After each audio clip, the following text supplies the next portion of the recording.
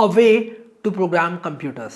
Computer को ये बताने का तरीका कि कौन से स्विच को खोलना है और कौन से स्विच को बंद करना है। कंप्यूटर को ये बताने का तरीका कि कौन से स्विच को कितनी देर तक खोलना है और किस स्विच को कब छोड़ देना है। अगर आप लोगों की समझ में अब भी ये चीज़ नहीं आई तो मैं आप लोगों को समझाता हूँ। जब भी हम कंप्यूटर में एक प्रोग्राम लिखते हैं, यानी कि हम इंस्ट्रक्शन का एक सेट देते हैं कंप्यूटर को, तो कंप्यूटर को कुछ करना होता है। और ऐसा करने के लिए कंप्यूटर को कंप्यूटर के अंदर, यानी कि इस डब्बे के अंदर कुछ ना कुछ स्विच को ऑन या ऑफ करना होता है। मान लो आप मेरे घर पे आते हो और मुझसे कहते हो कि अरे भाई एक कप चाय बना के पिला दो। अब मैं आप लोगों को 10 सेकंड के अंदर एक चाय बना के दे देता हूँ, ऑब्वियसली एक कॉफी मशीन की सहायता से एक चाय बनाकर आपके हाथ में मैं पकड़ा देता हूँ। तो आपने मुझे एक इनपुट दिया, मैंने कुछ प्रोसेसिंग करी और आपको चाय के रूप में आउटपुट दिया।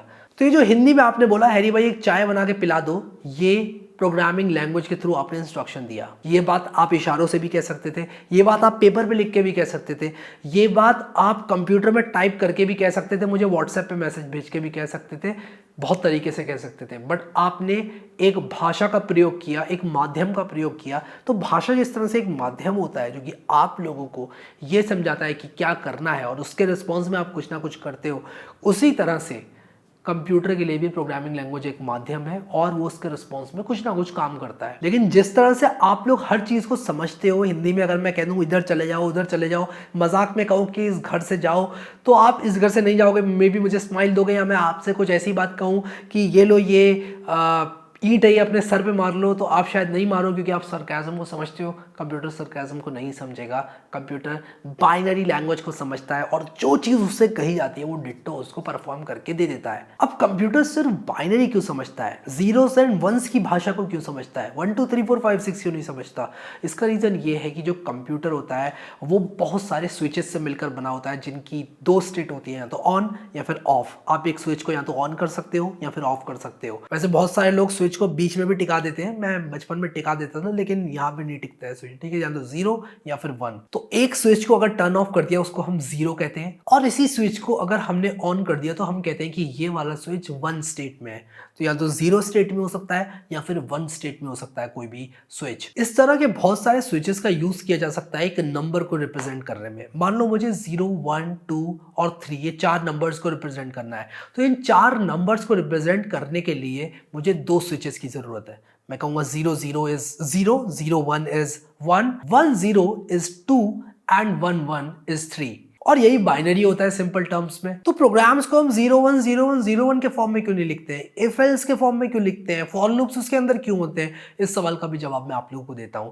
जब आप मुझसे ये कहते हैं कि हैरी भाई एक कप चाय बना दो, तो आप अपने मुंह से कुछ शब्द बोलते हैं और उन शब्दों को बोलने के लिए आप लोग अपनी जीभ का इस्तेमाल करते हैं। फॉर एग्जाम्पल, जब आप ला बोलते हैं तो आपकी टंग आपके माउथ की रूफ को टच करती है। लेकिन अगर आप लोग ऐसा करेंगे, आप लोग मुझे ब्रेकअप बताएंगे एक एक वर्ड का, ला आ पा मा भा, तो शायद मेरे लिए डिफिकल्ट हो जाएगा समझना। इसलिए आप मुझसे कहते हैं अरे भाई चाय बना दो, और मेरा ब्रेन उसको प्रोसेस करने के बाद मुझे समझा देता है कि मुझे अगला इंस्ट्रक्शन क्या लेना है, मुझे कप उठाना है, मुझे बटन दबाना है, चाय निकालनी है और आप लोगों को देनी है।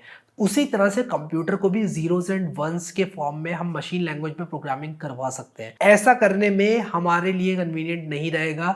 हमें एक छोटे छोटे इंस्ट्रक्शन को कंप्यूटर को बताने में बहुत सारा टाइम लग जाएगा, बहुत सारा एफर्ट लग जाएगा। इसलिए एक लेयर ऑफ एब्स्ट्रैक्शन यूज करते हैं और हम कंपाइलर का इस्तेमाल करते हैं। प्रोग्रामिंग लैंग्वेज को कंपाइलर कंपाइल करता है और कंपाइल करने के बाद इवेंचुअली वो जीरोस एंड वंस में कन्वर्ट होता है। और फाइनली जब कंप्यूटर समझ जाता है कि क्या करना है तो वो टास्क आपको परफॉर्म करके देता है और आप कंप्यूटर से खुश रहते हैं और कंप्यूटर तो आपसे खुश रहता ही है। तो अगर मैं फंडामेंटल क्वेश्चन पे वापस आ जाऊं कि कोडिंग क्या होती है, तो कोडिंग कुछ नहीं है। कोडिंग सिंपली इस भाषा को जानना है, इस भाषा की समझ है। एक प्रोग्रामिंग लैंग्वेज को अगर आप लोगों ने समझ लिया और उसको यूज करना बहुत डिटेल में सीख लिया, तो आपने एक तरह से कोडिंग सीख ली। But there is a lot more to coding. अब कोडिंग में सिर्फ सिंटेक्स ही नहीं होता है, कोडिंग के अंदर और भी बहुत सारे एस्पेक्ट्स होते हैं। फॉर एग्जाम्पल, कोडिंग के अंदर लॉजिक बिल्डिंग होता है जिसमें आप लोगों को सोच कर ये डिसाइड करना होता है कि क्या चीज किस तरह से कंप्यूटर को दी जाए ताकि कंप्यूटर के लिए इजी हो कंप्यूट करना।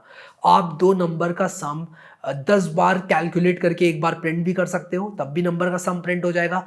आप नंबर का सम एक बार कैलकुलेट करके एक बार प्रिंट भी कर सकते हो, तब भी प्रिंट हो जाएगा सम।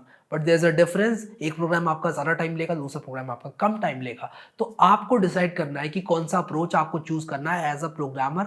और इसीलिए coding is not just about writing syntax या फिर mugging up certain things. Coding is about learning the syntax and applying it in an optimal way.